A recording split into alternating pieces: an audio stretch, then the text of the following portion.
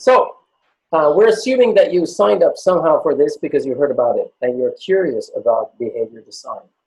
So Fredrik and I are going to tell you the story of how this started, why we're doing this, and we're going to give you an option to join if you want to, because it's completely open for anybody to be a part. If that's okay, simply wave your hands in the air so that we get a feeling that you're receiving the message. Wonderful. There you go. Yeah. And there you got some exercise too. That's wonderful. Beautiful. Okay, Fredrik, why don't you fire away and tell us about it? Yeah, because we've been thinking like this, and this is not new. If we think about human experience, it can be summarized by our thoughts, our feelings, and our actions. And our actions do have an effect on ourselves, of course, on others, and the rest of the world. And since Ulf and I was thinking about this, what is going on with the world, and actually we live in an invisible ecology where, like, fashion trends in Europe may affect rivers in India. So we thought about something has to be done. Yeah, and that's, we were sitting down and we were writing and comparing cases, both Fredrik and I, to put us on the map. For those of you who don't know both of us, we're both working with coaching and / therapy, which means we're helping people from a minus state to a neutral state, and that's therapy, and from a neutral state to a plus state, which is coaching. And most people need, you know, the whole trip. The tools we're using are many tools. So I learned hypnosis in the beginning from Fredrik, who's an excellent hypnotist, and NLP, neuro-linguistic programming. From there, we went on and looked at Indian hypnosis, and there are so many flavors of it, and the clean language and reflective repatterning. And these are all language-based interventions. And I had to look for an intervention that was outside that, because I reached so many things with language, but something was missing. So I found Gunilla Hamne. If she waves now, you will see who's here. So see that elegant waving? That's the way she waves. That's how she travels, elegantly waving back and forth in the world. So she was in Rwanda. She was working with a sensory therapy, tapping on the body to relieve stress, anxiety, phobias, bedwetting, falling out at night, not being able to sleep, a lot of different things. So what we decided was that we would simply start comparing all these systems and see in what way they overlap and how they work. So I was saying that we sat down, I was working with these modalities of hypnosis, language-based interventions, and I found Gunilla. I learned tapping, trauma tapping, and then through Gunilla we learned havening, which several people here know as well. So these are body-based techniques, and then from there on, we started looking at, you know, sometimes people need medication, sometimes they don't. Yeah, and we were thinking about what is a human being, how do you know what to do? And we were actually comparing like thousands of clients we worked with, and thinking about sometimes we don't know exactly what to do, sometimes we do, but it's different. Some people need one thing, some people another thing. So how should it be possible for us to understand where we are and what to do? Should we do some hypnosis? Should we do some NLP? Should we do some havening, some tapping, or even send them to a doctor? Or should they actually just leave the relationship they're in, or commit to it completely, or move house, or get a dog, or simply take a vacation, or work more or work less? Because we are interacting with everything outside us. We are not a confined behavior. Everything we do interacts with the rest of the world. So what we did was we started writing, and during 4 years, we compared thousands of clients, and we've written basically 3 books, one of which is getting ready to be published now. And we came to some conclusions. The conclusions are what are amazing here. So conclusion number 1, we can't exactly decide our thoughts, feelings, and actions. That's what we are. We are thinking, feeling, and acting creatures, but we can't decide them. And we are closing in on 8 billion people on this planet. And since 1974, our ecological debt, the time of year when we've actually consumed more than we should in relation to the fossil fuels and everything that is there, it's moved since 74 until now from December to July. That's freaking half a year. That's not sustainable. We have one suicide on this earth every 40 seconds. And these actions are based on how we think and feel. So we finally came to the conclusion that change will only come from actions. It's only when we change our actions we can change this world. We can think any amount we want, we can talk, we can feel, but when we do something, we actually change the world. So we started to find out, what is it actually that makes somebody do something? And how can we invite the thoughts, feelings, and actions that we would like to have happen?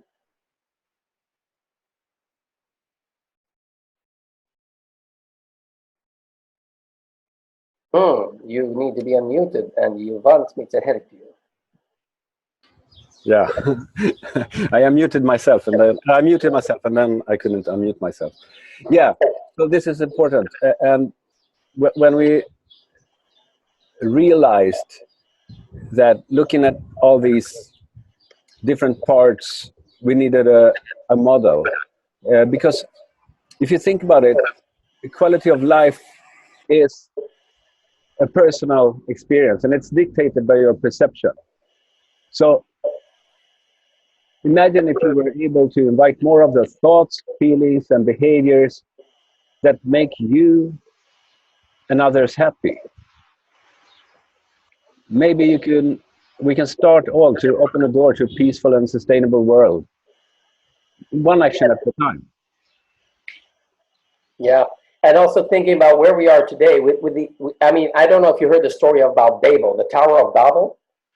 Well, that tower was built by humans who actually cooperated and kind of pissed the gods off because they were building a tower as high as the heavens.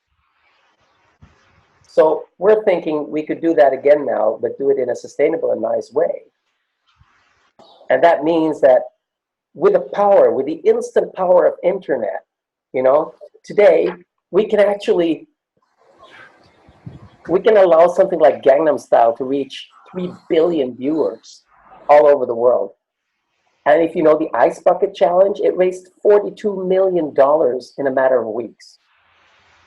So we're inviting you to understand our model, which is a placeholder to define how human behavior, thoughts, and feelings are created and what interventions can be used to change them to get human behavior that's sustainable. And it's a collaboration where we share data. So if you're all in on this is just a short, entry to put you on the map, but we can walk you through the whole system. We'd like you to understand it and be able to use it. Once you leave this little session we had here, you will have access to the tool in which we all collaborate, and you will be able to test it for yourself. And as you know, chocolate, bicycles, and kissing have one thing in common. You have no idea if you like it until you try it. If you're with me on that, I'll start drawing a little bit. Is that okay? That's okay. Okay. So,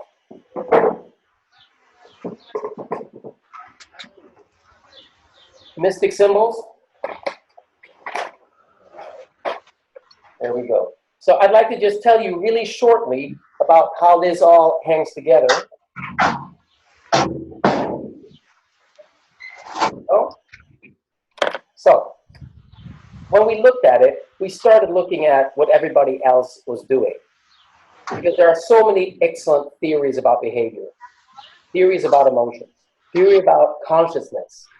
But with all the science of the world and all the hundreds of thousands of studies that have been made, we still don't know if consciousness is in our head or outside. There's still no congruency on what emotions actually are and what they mean.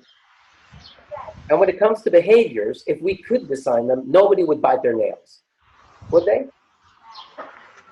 So, one model that we looked at, which is popular, is the model of Tony Robbins, which is the emotional triad. You probably heard about it. So it looks at ourselves as a system, which is a triangle. And in this triangle, it has three sides. One side is physiology. What happens in the body? So in the body, specific things happen at all the time. And then you have what happens in the mind, the other side of that. So in Tony's model, there is language, which is what you say to yourself. But that is actually only one part of your brain, the Broca center that puts things into the abstractions of words. The other side of everything is image, which is every single image you create in your head. And it's the image that you follow. That's the map that you're following at all times. So whatever image you have in your head is where you're going. Now, in the Tony model, there is focus, which is what you're trying to achieve. And then you have your state or emotion driving you to use these two resources to reach that focus. Right? So, first of all, we realized that focus isn't that simple. Focus actually consists of two things. One thing is what we actually think we want, which could be money, success, relationship, a car, a shiny object. And the other thing of that is what you actually need. So you think you need the money because it will give you friends or the possibility to travel. But there's a difference between want and need. And there's a wonderful book called Feeding Your Demons, in which there is the whole book is about an old Tibetan 1500-year-old method of defining your demons as in what they demand and opposed to what they actually need. So if you're angry a lot of the time and you think people are pissing you off, what you need is to be understood. Okay. So we realized that these are two things, not one, which means it's no longer a two-dimensional triangle. It has one more side to it, which means it becomes a three-dimensional model. And then we started thinking that this is not everything that affects us. We do have a behavior, an action that we can do of the body, of the mind, of our focus, but we interact always with the world.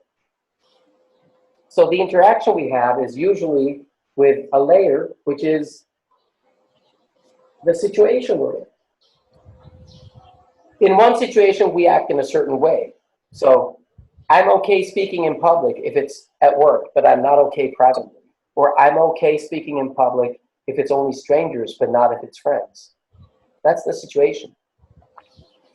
Then you have the environment,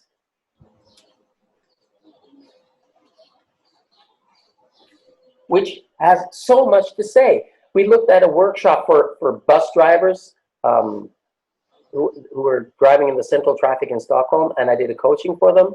And I asked them, is there anyone here who was really depressed, almost suicidal, prepared to leave your job, and then found a way to cope with it and now enjoys it?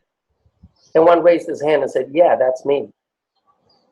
I didn't stand going to work. I felt bad every time. I didn't know what to do. And then everything just flipped. And now I love it. Oh, did you change driving bus? No, I'm still driving the bus. Did you change your working hours? Nope, same work hours. What did you change? I changed the department I was at. So I changed my company. I didn't change the environment or the situation, but I changed the people I'm working with. And for some reason, another group of people made me feel good about myself all of a sudden. So, situation, environment, company, and the last part of this circle is time. And the acronym for that is SECT. The sect in which you are. So, Fredrik, why don't you talk about time? Yeah.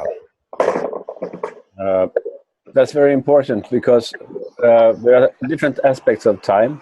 So some people can have a problem which is only during time of year. Of course, for women that's special, or during time of month for women, I mean. You can have a problem which started at a certain time in your life, then disappeared for a while, then came back.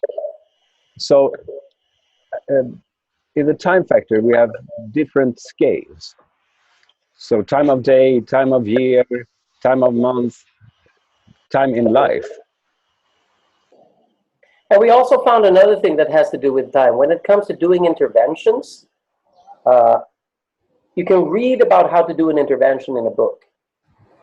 You can teach it, but the hardest thing to teach is the same as in music. And I know Harry and Mats Gaffa, I know you'll probably agree here that the difference between knowing a technique and being able to apply it in a magical way is timing. It's the actual timing of how you apply it. To do an anchor technique in NLP or in hypnosis, if you don't have the timing, it's not going to work. Fast phobia cure, timing. Tapping, timing. Havening, timing.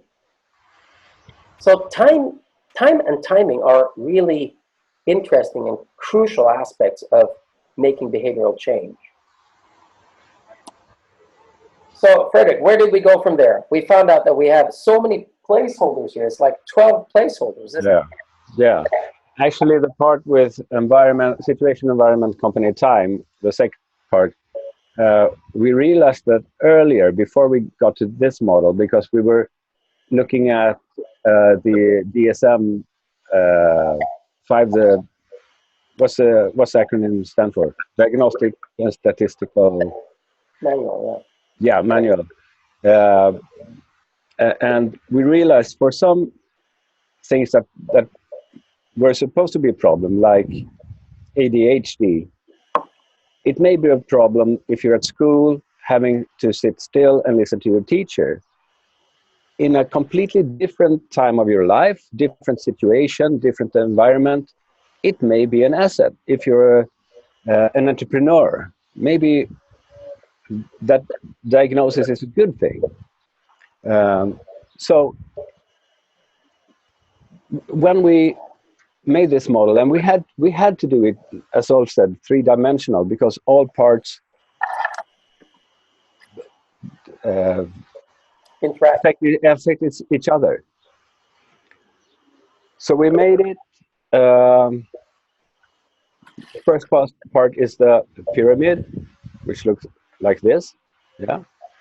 And here we have body, in which you have your feelings. And we have mind, your thoughts. As Ulf said, is how you speak in your mind, but also your pictures and stuff like that. And then we had, as Ulf said, want. What do I want? And then the fourth side is need. What do I really need? Sometimes want and need could be the same thing, and that's okay. And sometimes they're completely different. So then we have, let me see if I can show you here. It should be sitting on a table, actually, but to show for the camera. So these are the circles: situation, environment, company, time. And when you put it on a table, you put the pyramid in the middle, and you have, of course, as Ulf said, there you have it. Actions are the pointy ends of the pyramid. So, also as in Anthony Robbins' model, we have state in the middle of the pyramid.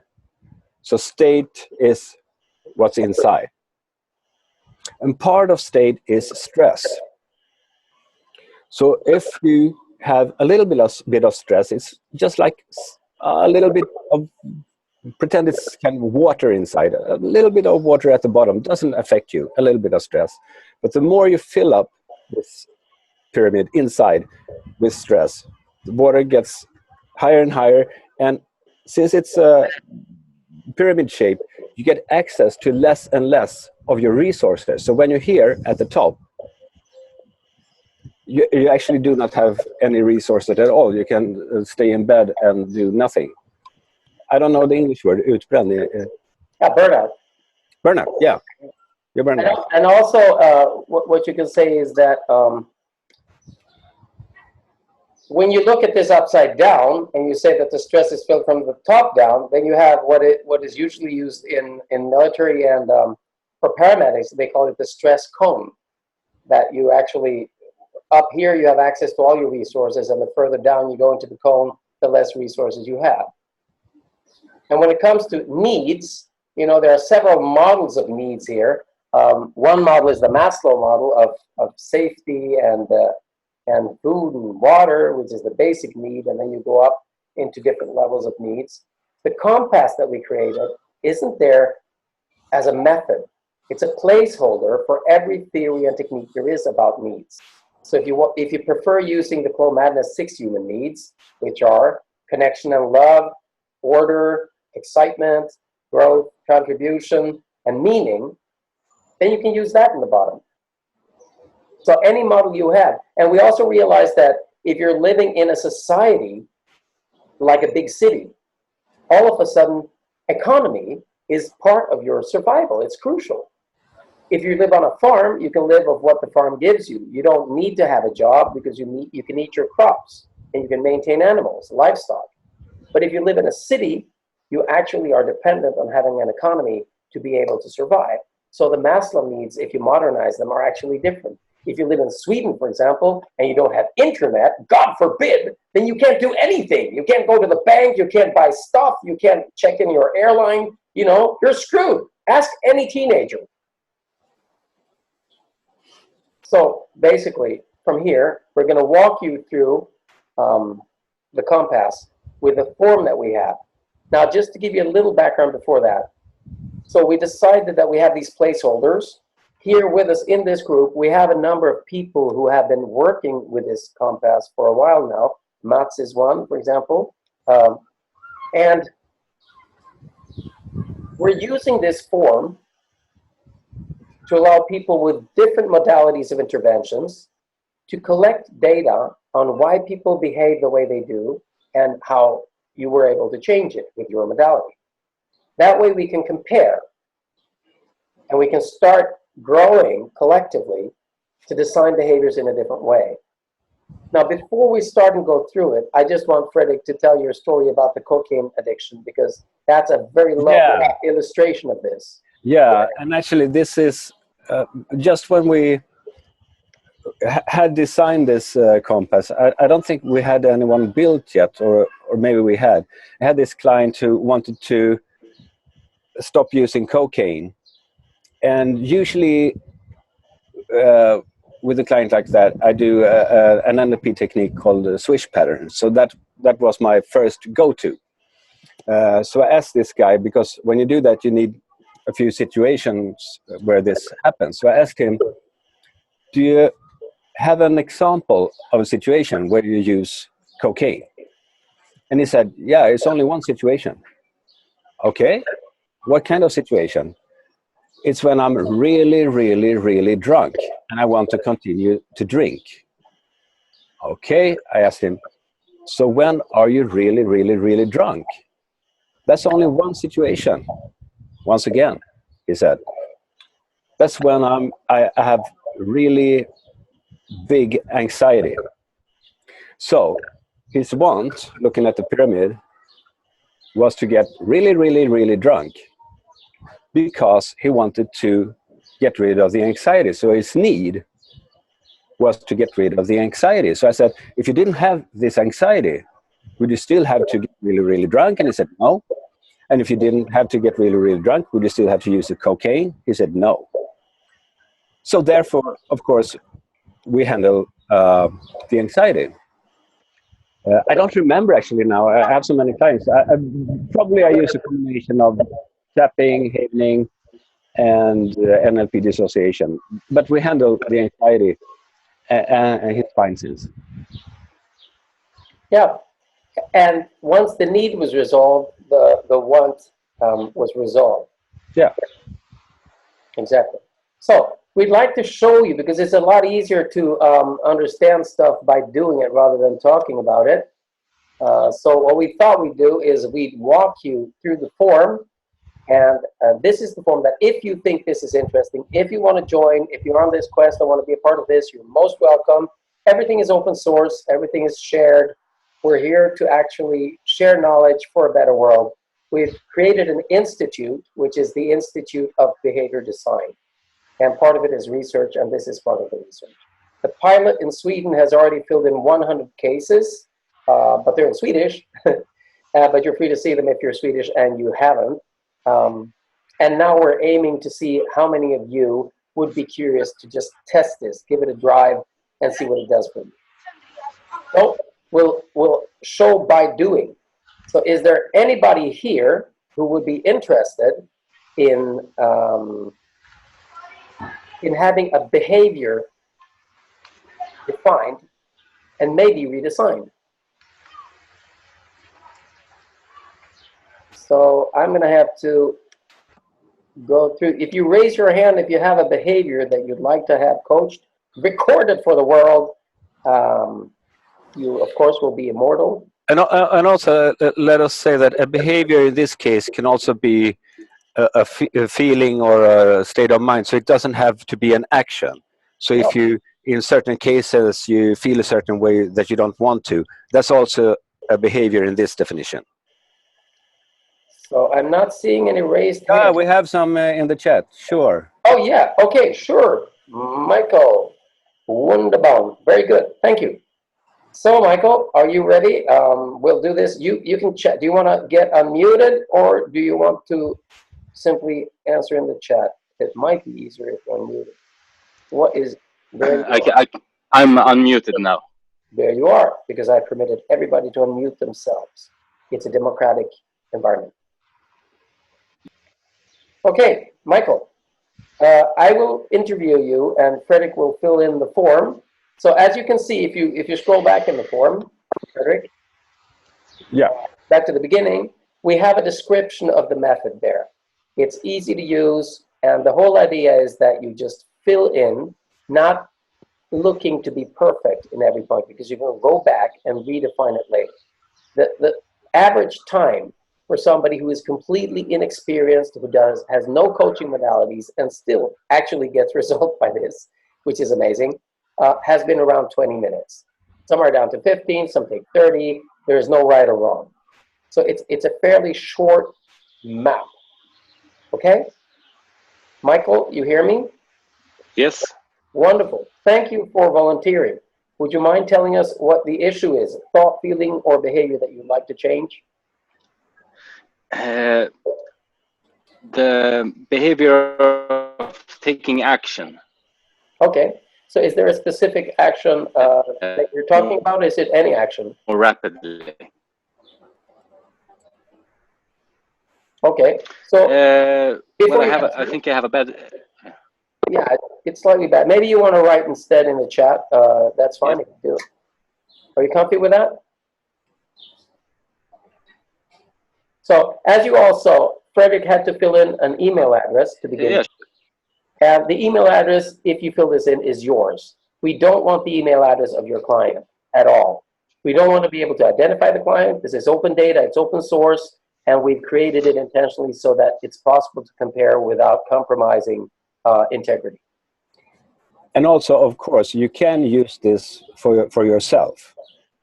Of course. It doesn't have to be a client defining for yourself what you need to do or where you are.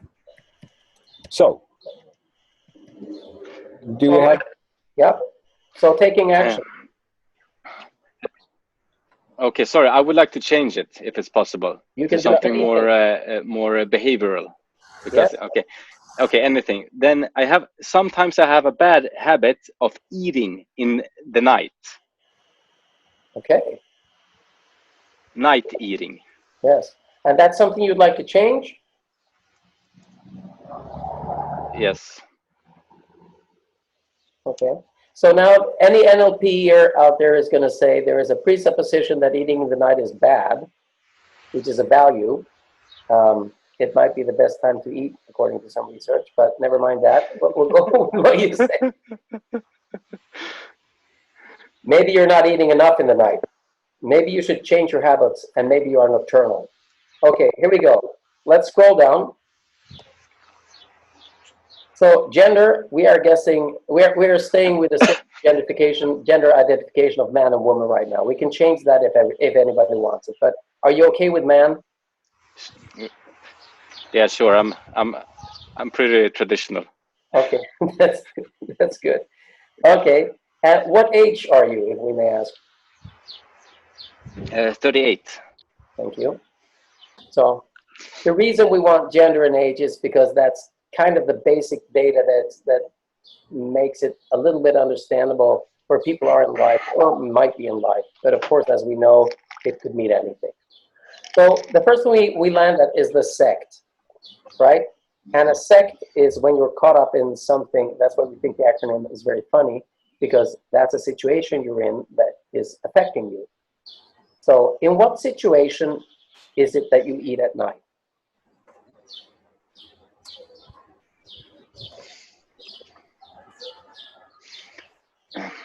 I think it's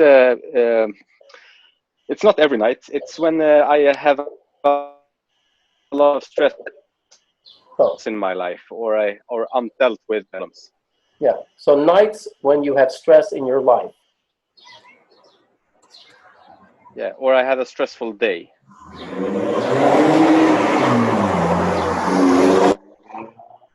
So nights after a stressful day, which could be several days consecutively, or it could be just that day. Is there any difference in the environment? Will it happen in the same way in a hotel room? No, only at home. There you go. That's interesting. Because I have all the good stuff in the fridge at home, you know. Ah, you're staying at the bad hotels. Okay. Does it matter in which company you are?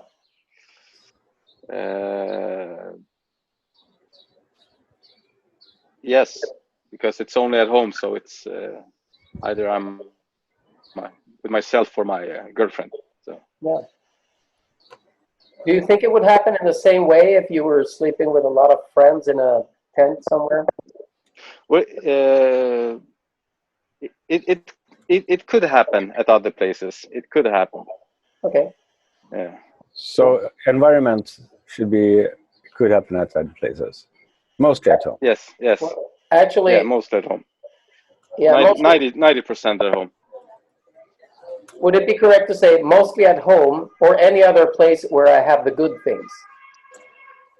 That's yeah, you can say that. Because if you woke up in any place in the world and there were no good things, would you still eat something? Yes, I would find them. But what if there weren't any? The only thing you have is oatmeal. Would you take a spoonful of oatmeal? Yeah, then I would leave it. No. Okay. So there are limits to this. Okay. Cool. So when did this happen last? It happened last night, actually. I'd been away for 1 week, and and nothing happened. But last night, I ate some chocolate. Right? Was it enjoyable? Yeah, it was pretty nice. I never eat chocolate, like in the daytime. So.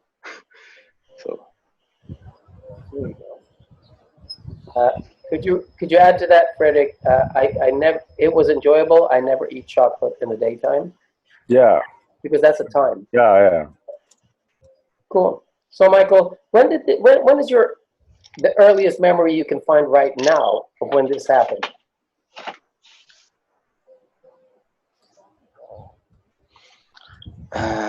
Maybe when I was a teenager. When I was maybe like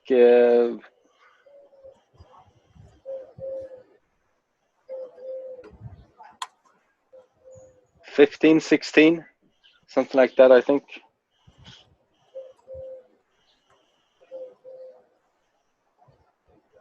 So, a teenager at 15, 16. What was your life like during the days when you were 15, 16? I lived with my father, so in Norway, and I would go to school, and I would.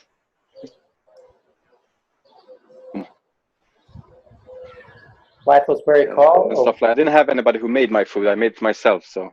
Oh, Yeah. okay. Calm. I don't know. Calm.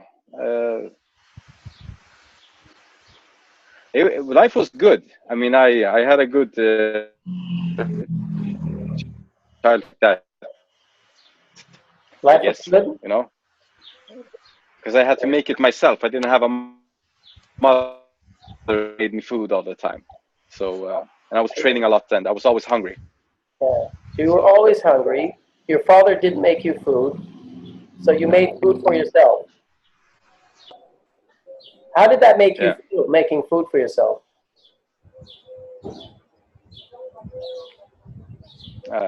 It wasn't such a big deal. No, I mean, it sounds like it felt good. It sounds like you felt empowered.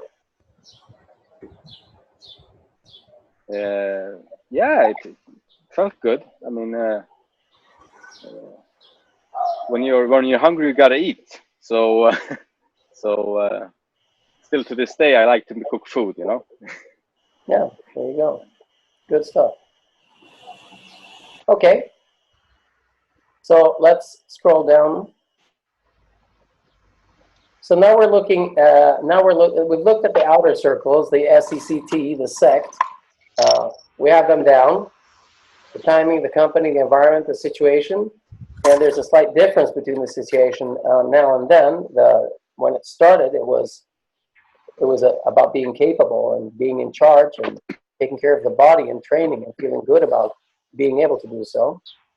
And then let's find out what happens in the actual pyramid now. So we're looking at what actually happens in your body.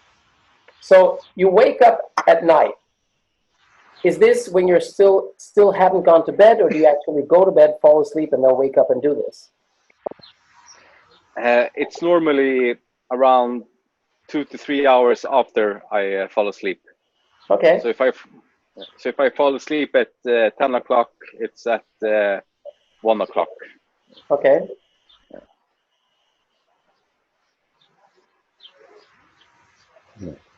And what do you feel in your body when you wake up? How do you know that it's time to go and get the good stuff?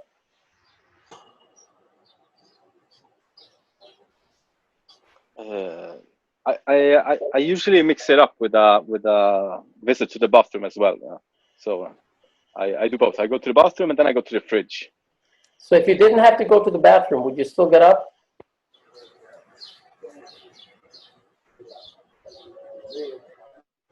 It's happened. Or is going to the bathroom your excuse for also going to the kitchen? But it's the need for sweets. Hmm.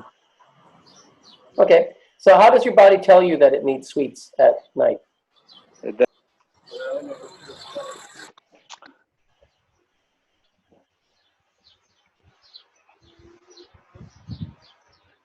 I don't know if sometimes my dreams are quite intense, so deep that I feel I have to wake up. You know,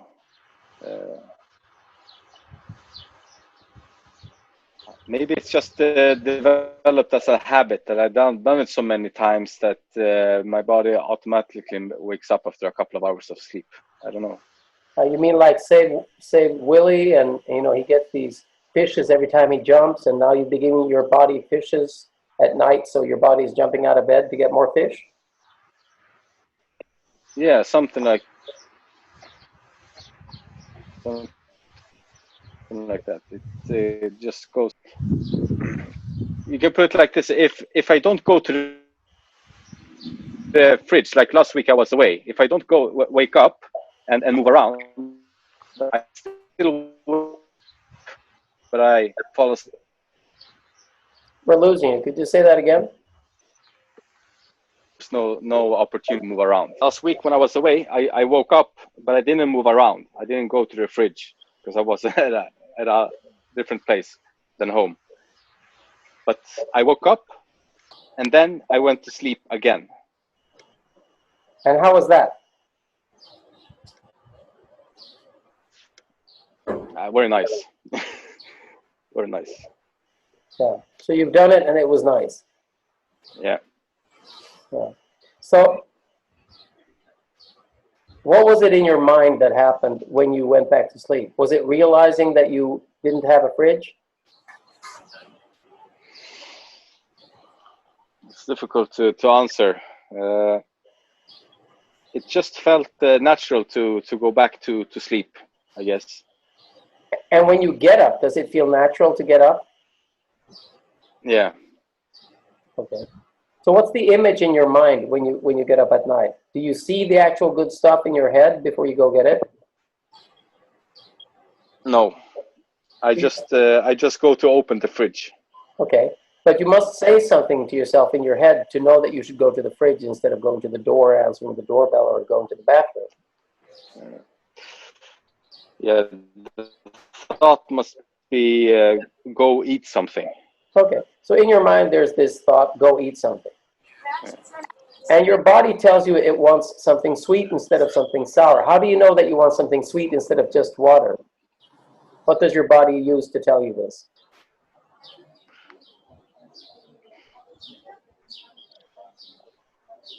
The first thing that comes to mind is sweets. And if there aren't any sweets, then I'll have a glass of water or something and go to bed. Yeah. But your body is telling you that you need something sweet. Yeah. But you can't define how it does that. Is the feeling of I need sweet, is it in your mouth, or is it in your throat, or is it in your belly? It's in my body. In your body? Yeah. Could you describe what it's like? Like an urge. Like go get it. Yeah. And that urge, is that urge in your chest, or in your elbow, in your stomach, in your head? I would say like in my gut. Okay. In my stomach. Like. There you go. Okay. So how would you describe the state that you wake up in? Is it a state of being anxious, or being satisfied, or being curious? It's almost like a stressful state. Like my mind is leading me towards the fridge, but my body wants to stay in bed sleeping. You know. So in body, it should say wants to sleep. So there you have a dissonance in what you want and need, right? Your body wants to sleep and needs to sleep, but your mind wants something sweet and leads you to the fridge. And that creates a stressful state. Correct? Yeah. Okay, so let's go down and let's just check out stress in general in your life. So on the days when this happens at night, what is your general stress level, your base level? I would say it's about maybe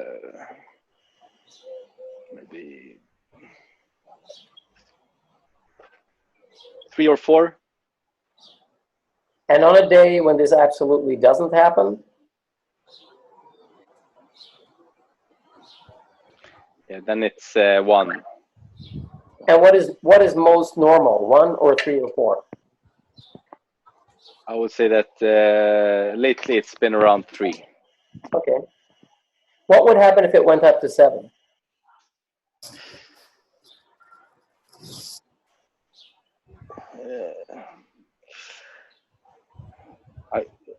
So the question is, what would happen with me if it went up?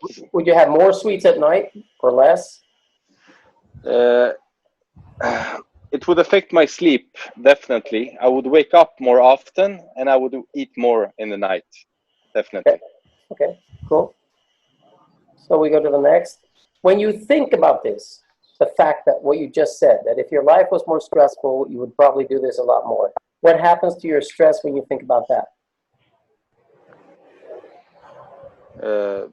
Not much. Not much. It doesn't really bother you, the fact that you eat at night?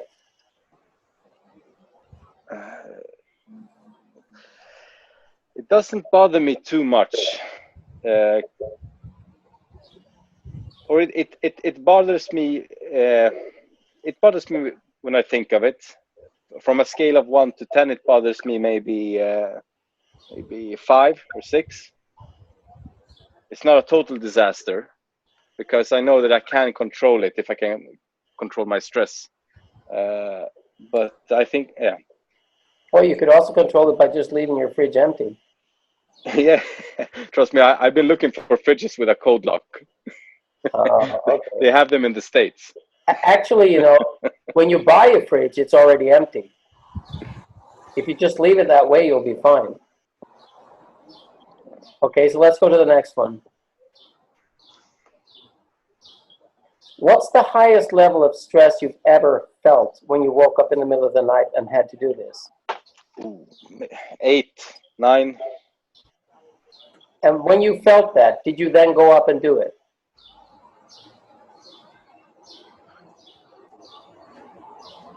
Yes, because when I wake up, now when I think about it, it's always when I dream very, very heavily about certain things. And then I end the dream by waking up and eating sweets. So you're kind of like a dolphin that goes up to the surface, but your surface is the fridge. Put it like that. Okay. Yeah. So let's scroll down.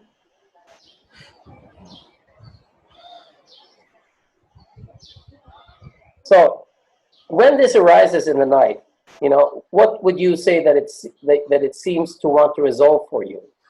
I mean, basically we know the answer you've been saying, but I'd like to hear it in your words. So when I wake up at night, I go to the fridge to eat sweets because I'm having heavily dreams, and I have stressful dreams. I have stressful dreams probably. And how does getting up and eating sweets resolve that? Because then I'm ending that dream, and the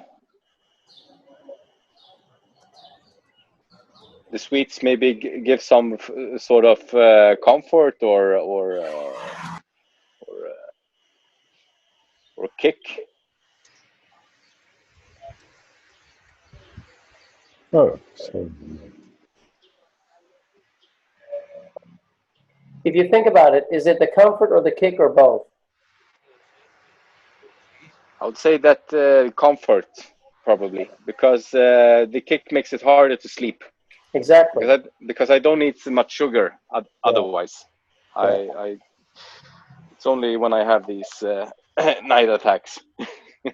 So the need you're looking to solve is to find comfort. Yeah. So basically, if you were 8 years old and you had a teddy bear that gave you comfort, and you woke up and the teddy bear was there, you would snuggle up with the teddy bear and fall back asleep. Yeah. Probably.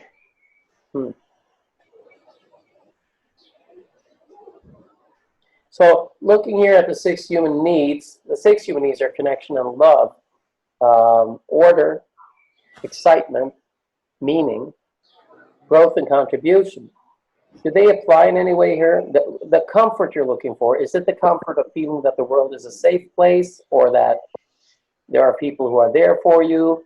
I mean, if you wake up in the middle of the night and your girlfriend is there, that should give you comfort, but you might still go up and get sweets, right? Yes. I think that if you have to choose one of these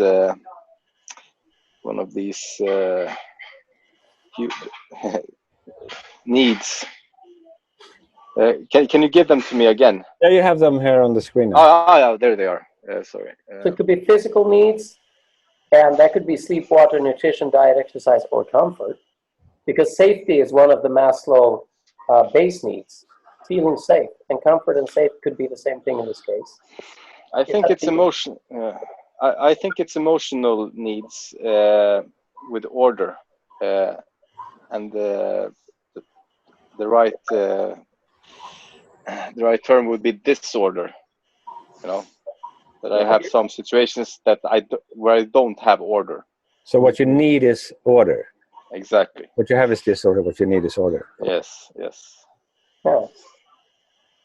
So the want was sweet, the assumption was comfort, but the real need is order. Yes. How do you feel about that?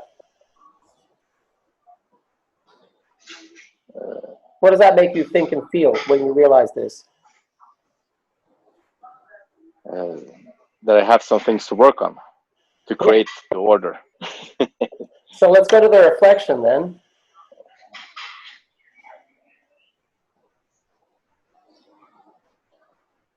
Now, if you yourself would suggest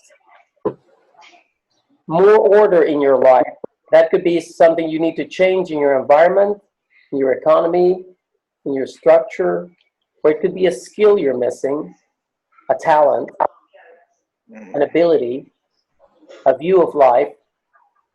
It could be any of these or something else that could give you more order. But if you were to just wish, like Aladdin wishes 3 wishes, and you would wish for one thing that would create more order in your life, what would that be?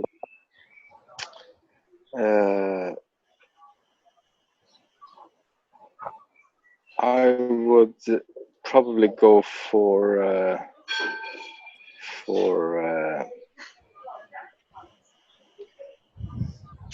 company then.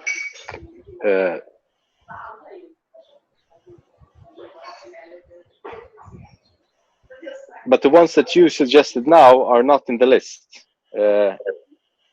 Every good restaurant has a la carte, and then you have the chef's suggestions.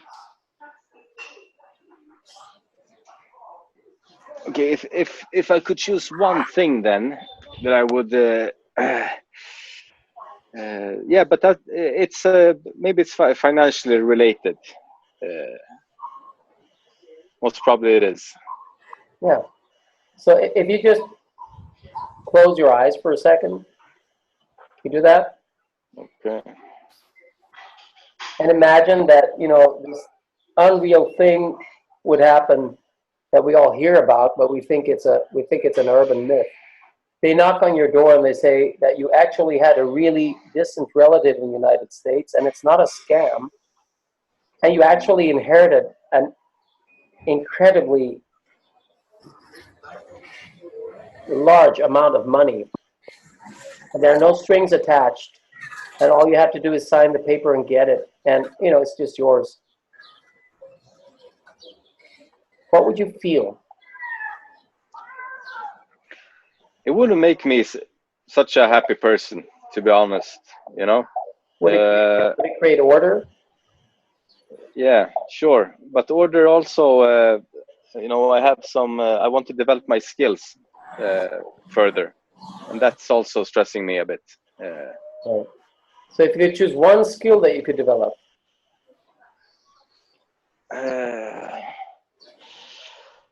I would like to be better at hypnosis, to be honest.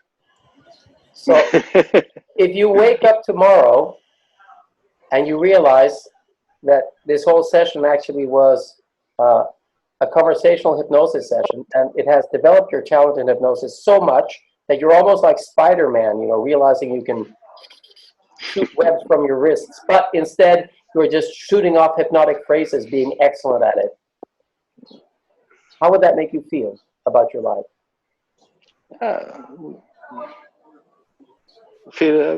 Make me feel good. So actually, if you look at the 6 human needs, that's not order, that's meaning, that's growth, Okay. and that's contribution. Because you want to grow better at a skill, right? Yes. So when we say this, what will be the first step you had to take if you wanted to become one of the best hypnotists in the world?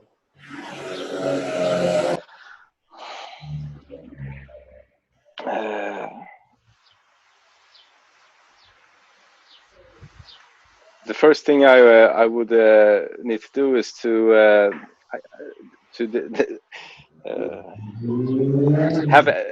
learn better induction techniques. And what's the first thing you'd have to do to learn better induction techniques? Practice on them. And what's the first thing you'd have to do to be able to practice on them? Take time to do it. And what's the first thing you'd have to sacrifice to take time to do it? Take time off other stuff. Prioritize it. And what would that be that you took time? What's the first thing you would take time away from?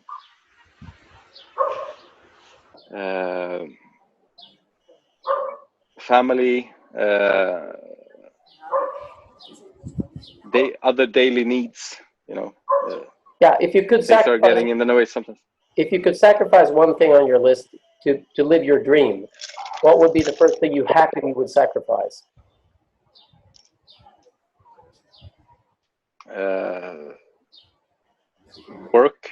Other work. So what work?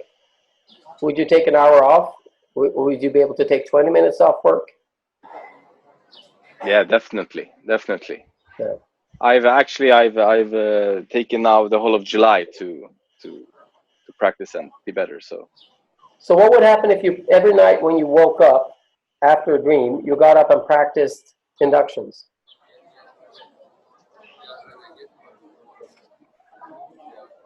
I would probably be really good at it after not so long. After a month or two. Yeah. So a suggestion here for an intervention would be that you simply decide that you're going to be one of the best hypnotists. Could you decide to become a really, really, really skilled hypnotist? I don't know if my ambitions are to be a really, really skilled hypnotist. I mean, I like hypnosis and everything, but like you, I want to use different techniques for different problems. Like tapping or havening or like that. But hypnosis is the one that I'm feeling that I have to, develop. Have you been to a luxury hotel? To a luxury hotel? Yes, sure. Have you been to the toilet in a luxury hotel? Yeah, definitely. You didn't really go there to go to the toilet, right? Your main aim wasn't to go to the toilet, was it? No. And when they advertise the hotel, they don't advertise their toilets, do they?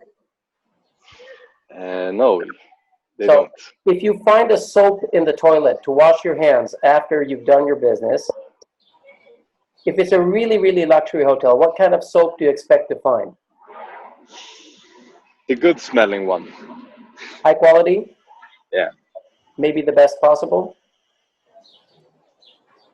Yeah, probably. Something that smells really nice. So if this is one of the best hotels in the world, you would expect to find the best soap in the world in the bathroom, right? Yeah, something like that. Yeah. Cool. So we can go to the next one.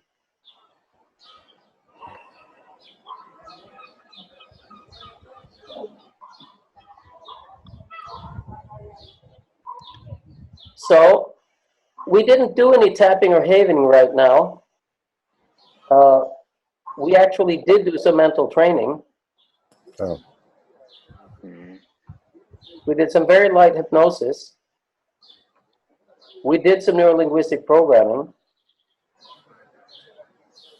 We used some clean language.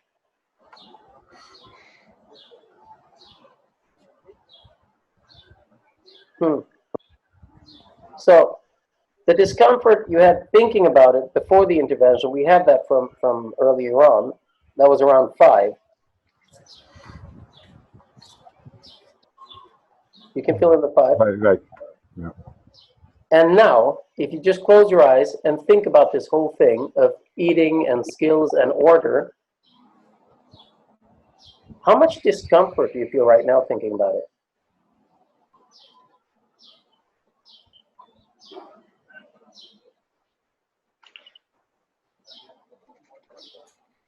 Maybe a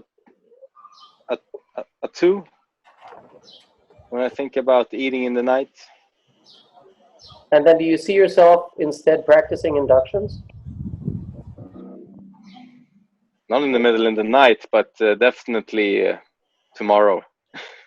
But what about if you see yourself actually Googling and watching YouTube clips of induction at night instead of going to the fridge? Yeah, that's. But I think a better idea is to sleep. Okay, so if you see yourself sleeping instead, so you can get up early and practice inductions. Yeah, that makes more sense. So if you think about it now, is it still a 2?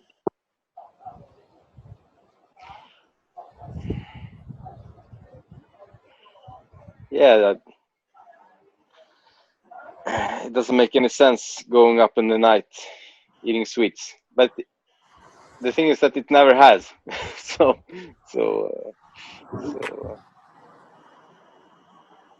There you go. Let's write a 2 there. That's fine. Okay. So would you mind, for the sake of this group, to let us know tomorrow and maybe 2 more days or 4 more days what actually happens when you wake up at night? And if you close your eyes right now, could you try something? Sure. So just close your eyes. And are you holding your phone in your hand, or are you In my hand. in your hand? Do you have a hands-free so you can put it down? Yeah, sure. Okay. So just keep your eyes closed and put your palms together like you're praying. Are you doing that? What's the next step? You put your palms together. Or you can open your eyes and just watch for a few seconds. Can you see me? Yeah. So put your hands together like you're praying. Now imagine that you have a little, very small pearl from an oyster between your hands. Okay. You don't want to drop it, but you want to apply minimum pressure and just move your hands around like this, rolling that pearl between your hands. Okay. And you should do it so slow that it tickles.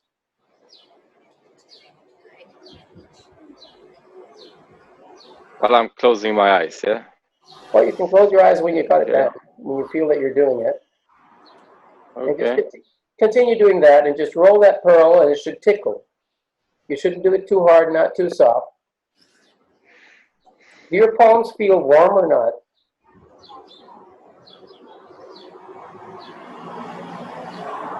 They feel a bit warm, yeah. Yeah. So go into that sensation of warm right now.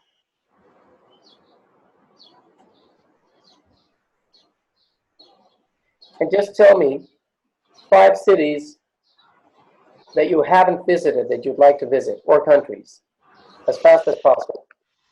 Okay. Hong Kong, Sydney, Dubai, Madrid, Moscow.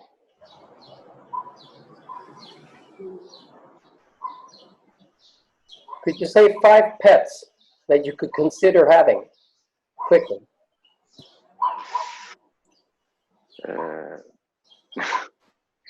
Dog. Brilliant. More. Eagle. Okay. Cool. Falcon. Yeah.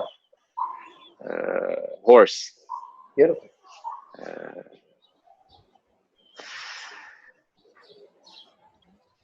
I don't know.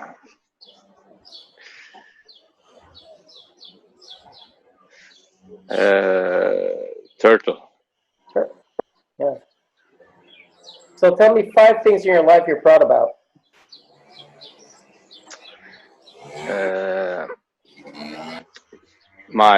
I'm proud about myself, my health, my son, my family, my achievements so far.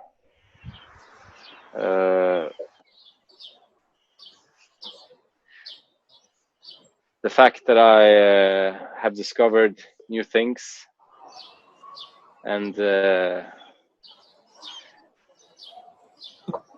increased my learning capacity. Yeah. So I want you to use your imagination right now and just imagine a future where you actually are doing what you'd like to do in life instead of what you don't want to do. So you're actually, when you get up, you do things you want to do. When you go to sleep, you do things you want to do. When you dream about things you want to dream. And finding out that you're more and more actually doing what you want to do and growing all the time. Every time you achieve something, you have come one step closer to doing and being what you want to be and what you want to do. Now, if you do this and you find that this has come true and this has worked already, I want you to think about what kind of smile would that put on your face when you realize that you're in control. It's you who decides. You have a free will and it's yours to use. Can you find that smile right now? Yes. Can you put it on and just turn the volume up of that smile just a little bit? You know, maybe it's at 5, you put it at 6, 7, 8, 9, 10, 12, 14. Spinal tap, you know, maybe go to 16. Can you find that?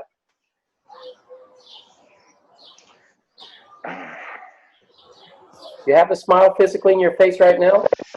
Yeah, sure. Sure. Is that the smile you'd like to have when you're 117 and look back on life? Yeah, that much should be enough.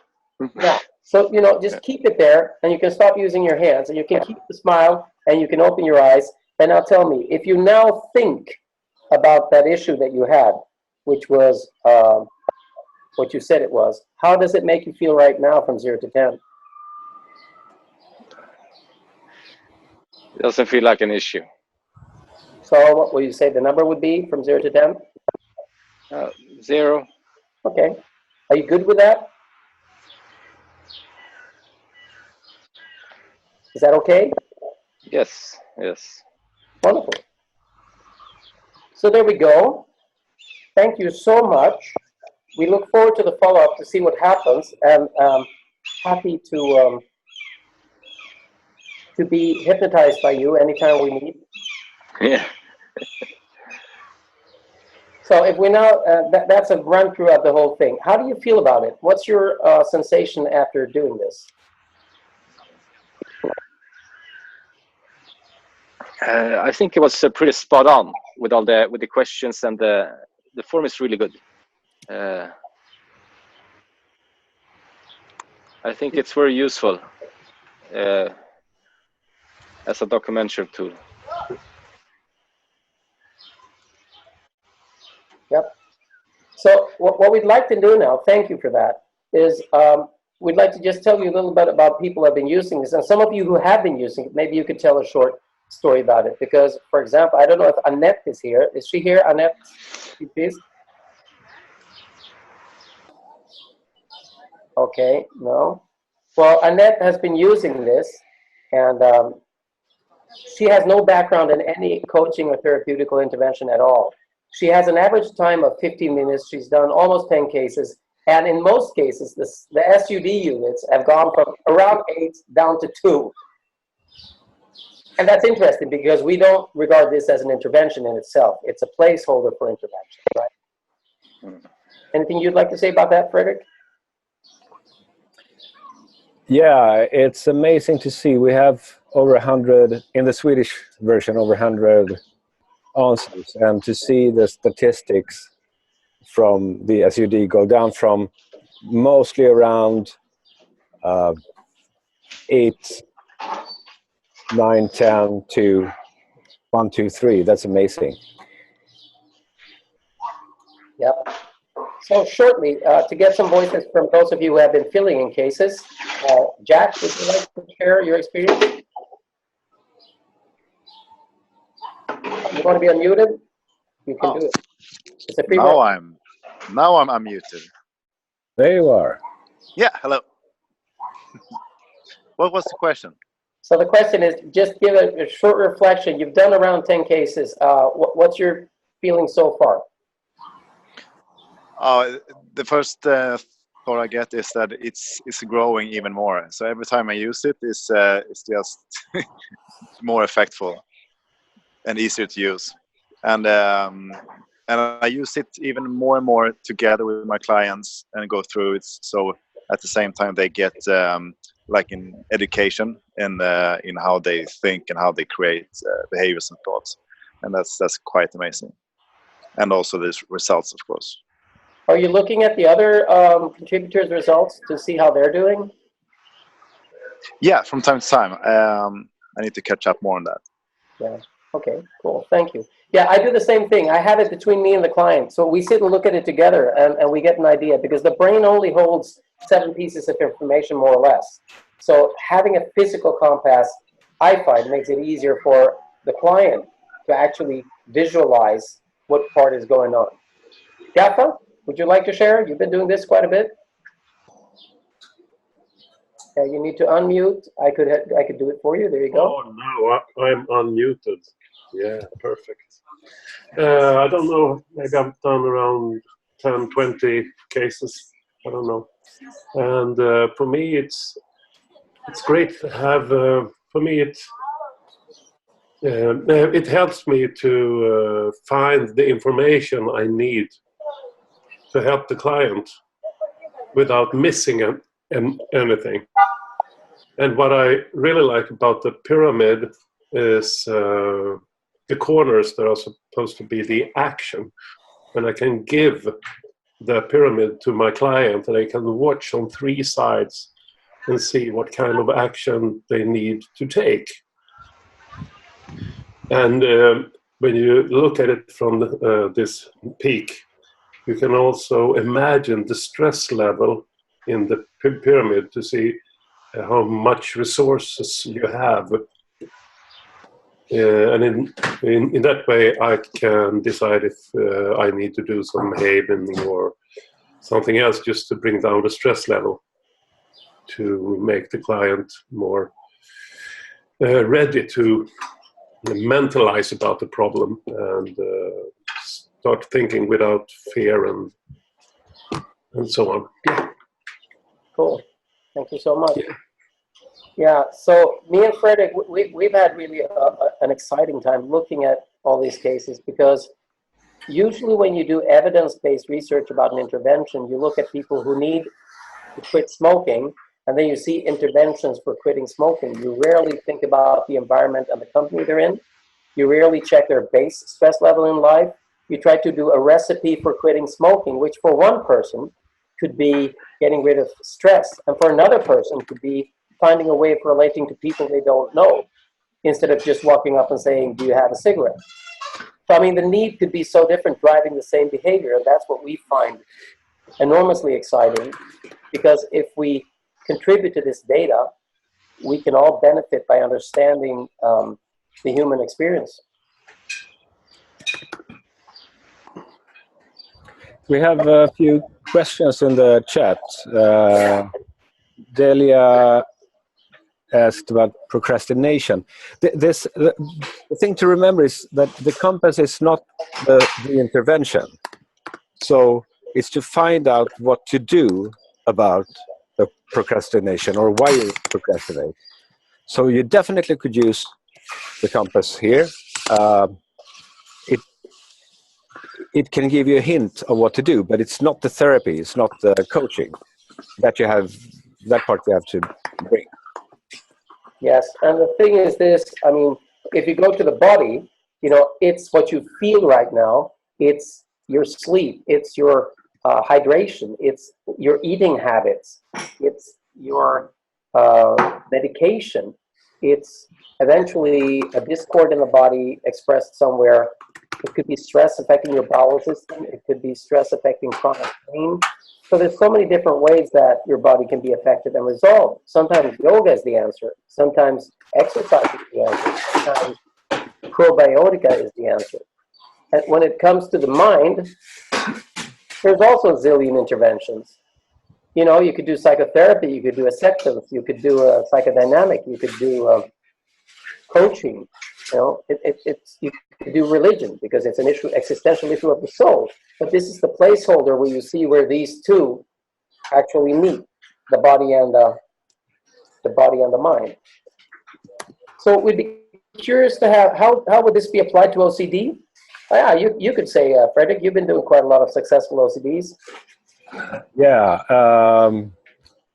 Actually, OCD, the ones I've helped, it's a behavior, if it's compulsional behavior. So I had this client doing, he had to do everything an even number of times. So if he picked up the phone, he had to put it down and pick it up again. And sometimes 2 times was enough and 4 was a bad number, so I had to do it like 6 times. Yeah, everything. And I asked him, so the problem was in actually what he had to do, so the points.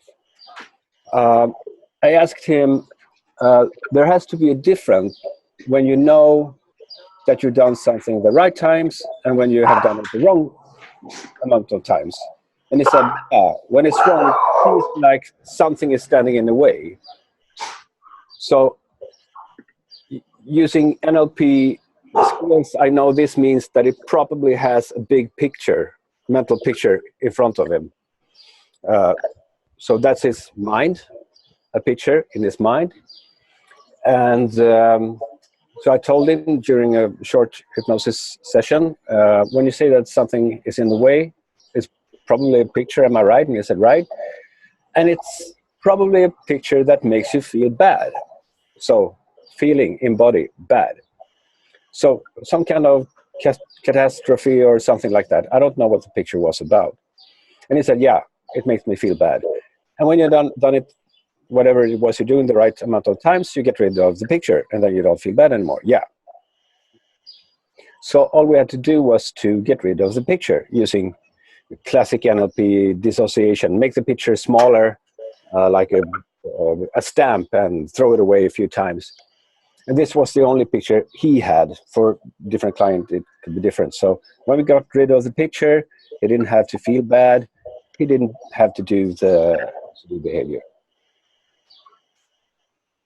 There you go. So what you did was you intervened through the mind. Yeah.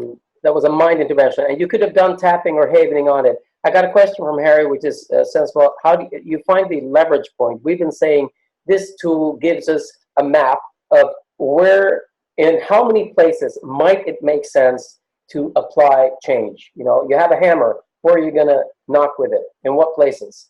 Or a screwdriver or whatever. So what modality is recommended? Well, we don't recommend modalities because the intention of this is that you use what we already do well, but it allows you to be faster in communicating with the client and finding out possible points of interventions, because there's always more than one, right? All of these 12 placeholders are points of intervention. But looking at the 100 cases, the absolutely leaders of intervention have been tapping and havening. Those have been used by almost everybody with great results and reducing the symptoms. Now that could be because this group of people all know and control tapping and havening. And somebody else might walk in just doing reflective repatterning and have the same results, because it's up to the quality of the interventionist. And there are so many ways of changing. And the great thing about this, the more people who use it, the more we learn from each other. So in the future, we hope to be able to see if a client has this specific problem, what is most likely to give a good result. So we want to wrap this up in time now so that you can join the team. But there's one more question from Delia Windwalker. So would this work with a live transition of identity? And our answer is the model would work with any issue that involves body, mind, want, and need, which is basically everything there is to being human. If it works or not depends on the intervention you end up doing, which is not the compass in itself. It's pointing to where you would do it. Now, when it comes to a life transition of identity, my guess would be that the idea the person has of their identity, which is a belief, would be a place to start. Their values, which are built on their beliefs, would be another place, which creates their strategies. So that would be an NLP model of Robert Dilts to look at their beliefs supporting their transition. Is there really a transition? Does there have to be? Is it a gender identification, or is it a life identification like retiring? And is it actually retiring, or is it opening a new door? That's a reframe from NLP. But again, you could go through the body and say, think about this transition of identity. And how does that make you feel?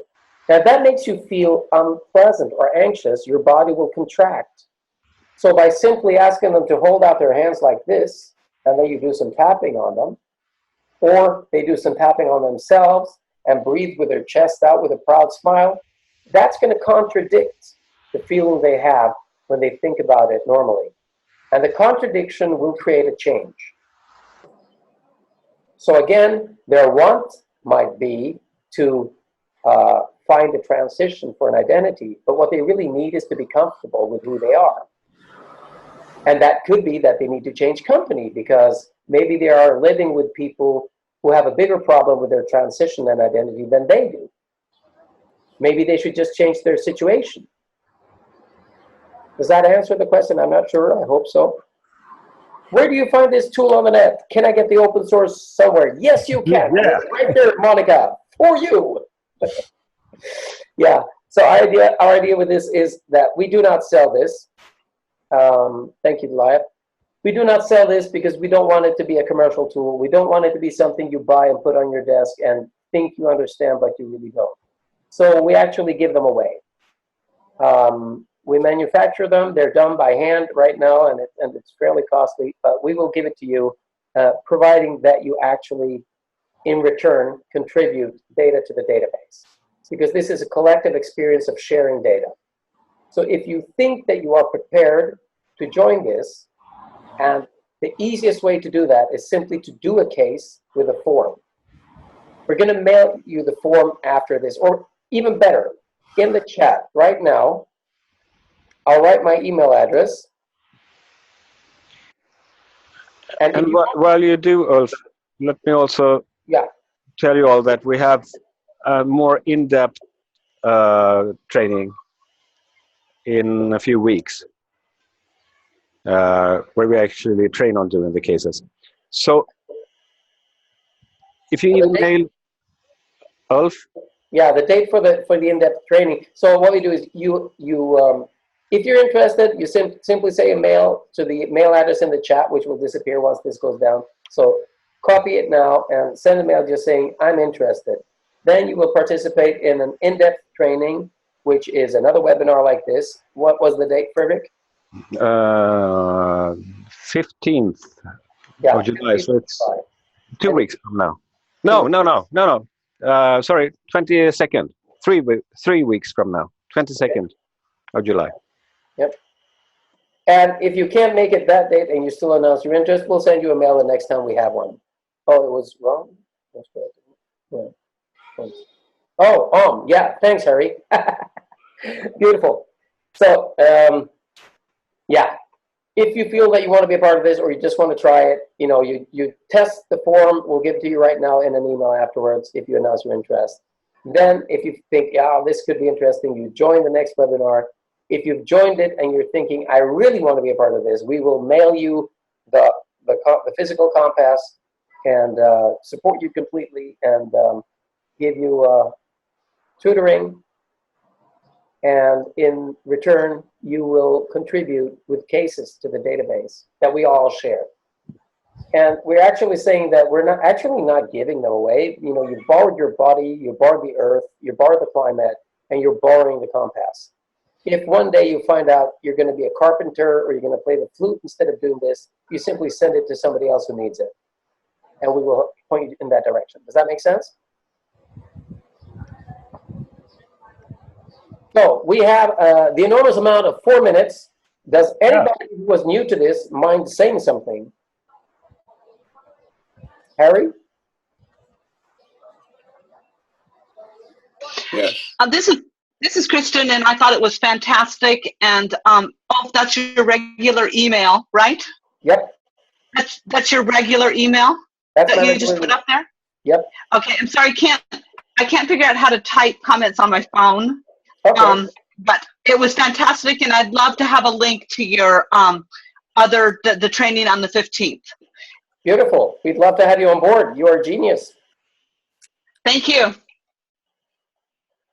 Kristen works with tapping mainly and other EP techniques, but she's been doing incredible work with in the California fires where she's in her community, Shasta County, where she's been this last year. So we've had so many of her experiences shared with us, and we're really, really happy for that.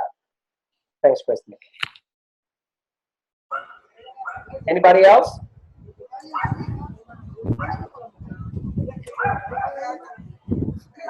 This is Lori, and I'm interested too, at least to try it with a few clients. I'm working with somebody from Paradise next week when I get back. So yeah, it would be interesting to be able to pinpoint issues. I think is really, really fascinating. Definitely like to try it. Beautiful. Thankful. Love to have you on board.